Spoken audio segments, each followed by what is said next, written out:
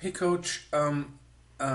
It's been about a week since I sent the stuff over, and I got a little bit from you, but I never heard from your assistant, and I see that there's people that are doing stuff for you, but like I see this, and I've asked for this kind of stuff, getting notified, of stuff, and I know that there's people in the group that you know and trust in you, and they want to help.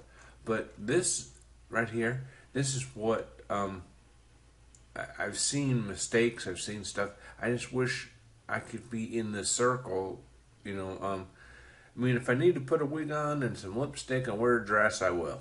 Okay, because I just feel bad that I can't get my hands fully untied and help. And here's an example. This is a thing that you just posted, and there it is, right? But then you click on it,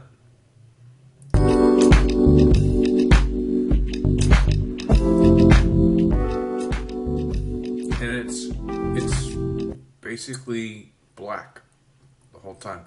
And on some of the ads that you've done, there's been typos and things like that. I mean, you know me.